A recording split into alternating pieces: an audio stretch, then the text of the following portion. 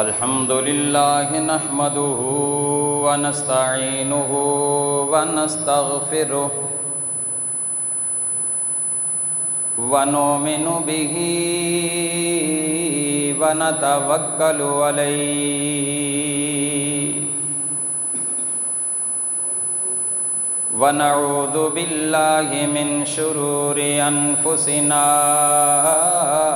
ومن سيئات أعمالنا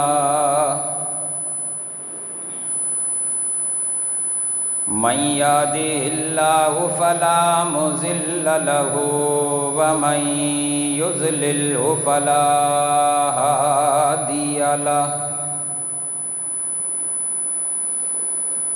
ونشهد أن لا إله إلا الله وحده بوحدة لا شريك له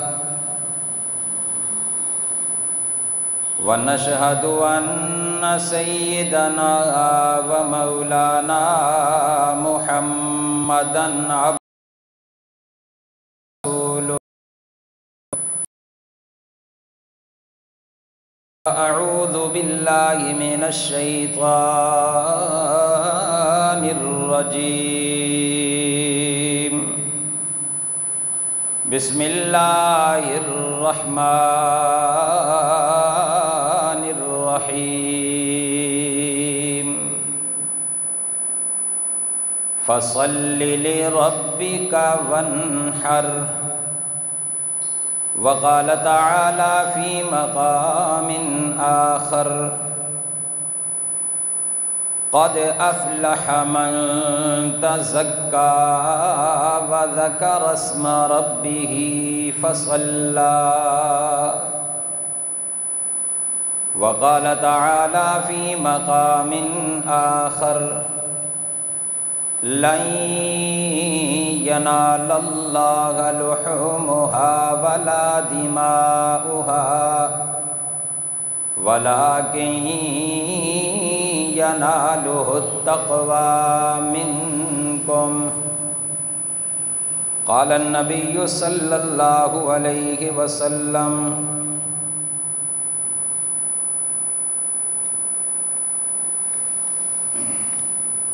من قام ليلة العيدين محتسبا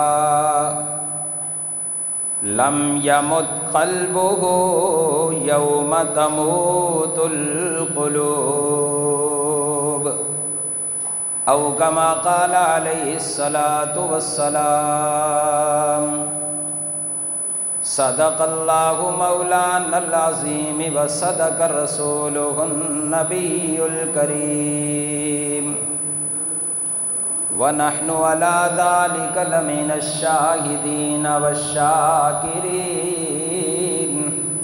والحمد لله رب العالمين۔ تمام احباب شوق اور محبت کے ساتھ باواز بلند درود پاک پڑھ لیں۔ اللہم صلی علی سیدنا و مولانا محمد وعلی آل سیدنا و مولانا محمد وبارک وسلم وصلی علیہ۔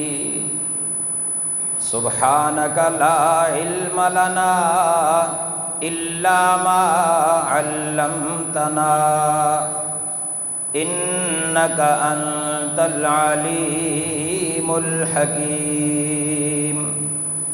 رب اشرح لی صدری ویسر لی امری واحلل عقدۃ من لسانی یفقهوا قولی۔ رب زدنی علما رب زدنی علما رب زدنی علما۔ میرے واجب الاحترام قابل صد احترام بزرگوں اور عزیز دوستوں، قرآن مجید فرقان حمید کے چند مقامات اور نبی پاک صلی اللہ علیہ وسلم کی احادیث مبارکہ میں سے ایک حدیث مبارکہ تلاوت کی ہے۔ اللہ تعالیٰ کی بارگاہ میں دعا گو ہوں کہ اللہ تعالیٰ مجھے حق سچ کہنے کی اور پھر ہم سب کو اس پر عمل کرنے کی توفیق عطا فرمائے۔ الحمدللہ ثم الحمدللہ، اللہ کی ذات عالی نے اپنے فضل و کرم کے ساتھ ہمیں زندگی میں ایک دفعہ پھر یہ اپنا بابرکت مبارک دن عطا فرمایا۔ اللہ تعالی ہمیں اس دن کی قدر و منزلت کو جاننے کی اور سمجھنے کی توفیق عطا فرمائے۔ دنیا کے اندر ایک رواج ہے کہ اس کو بڑا دن کہا جاتا ہے، اور اس دن ہر انسان یہ کوشش کرتا ہے، چھوٹا ہو یا بڑا ہو، کہ میرے دل میں کسی کی میل کچیل، کسی کی ضد و عناد، بخل و حسد نہ ہو، اور ایک دوسرے کو معاف کرنے کی کوشش کرتے ہیں۔ روایات کے اندر آتا ہے کہ زمین پہ، فرشوں پہ اللہ کے بندے یہ عمل کرتے ہیں، ایک دوسرے کو معاف کرتے ہیں، ایک دوسرے پہ رحم و کرم کرتے ہیں۔ فرشوں والے اللہ اپنی ساری مخلوق پہ رحم و کرم کر کے انہیں بھی معاف کر کے جنت واجب فرما دیتے ہیں۔ قرآن کریم کی آیات جو میں نے تلاوت کی ہیں، عید الاضحیٰ کے حوالے سے، قربانی کے حوالے سے وہ آیات ہیں۔ اللہ تعالیٰ اپنے محبوب صلی اللہ علیہ وسلم کو فرماتے ہیں، اے میرے محبوب علیہ السلام، انا اعطیناک الکوثر، ہم نے آپ کو کوثر جیسی نعمت عطا فرمائی۔ اس کی مختلف تفاسیر ہیں، خیر میں ان باتوں میں نہیں جانا چاہتا۔ فرمایا فصلی، اے میرے محبوب پس نماز پڑھیے، لے رب کا، اپنے رب کے لیے، ونحر، اور قربانی کیجئے اپنے رب کے لیے۔ یہاں پہ دو باتوں کا تذکرہ ہے، ایک تو فرمایا فصلی، پس نماز پڑھیے، لے رب کا، خالص اپنے رب کے لیے۔ پتہ چلا کہ جس طرح نماز ایک عبادت ہے، اس عبادت کے اندر ذرہ برابر بھی غیر کا شبہ ہو تو اللہ قبول نہیں فرماتے۔ جیسا کہ آپ روایات سنتے رہتے ہیں، اگر ذوق ہو تو میں وہ مختصر سی بات کر دوں، ذرا زور سے کہیں سبحان اللہ۔ ایک حدیث مبارکہ کے اندر اللہ کریم کے محبوب پیغمبر فرماتے ہیں، دنیا کائنات والو، جب کوئی بندہ زمین پہ نماز پڑھتا ہے، اس کی نماز کپڑے کے اندر لپیٹ کے اوپر لے کر جاتے ہیں، اللہ کریم کے آسمانوں کے دروازوں پہ دستک دی جاتی ہے۔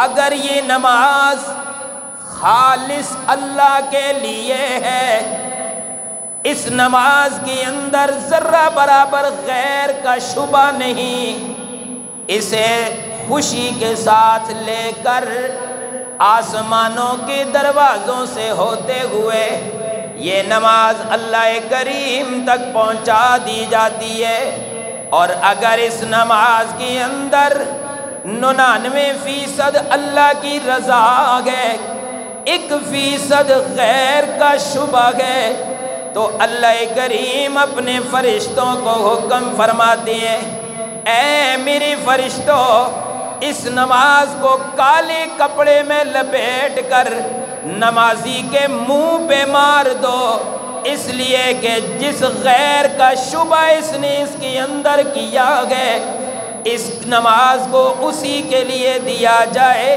میں اللہ کو ان شرکوں والی چیزوں کی ضرورت نہیں۔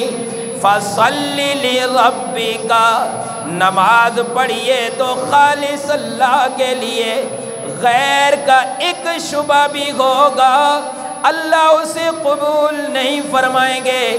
اللہ فرماتے ہیں عبادت کرو تو لِرَبِّكَ، خالص اللہ کی رضا کے لیے۔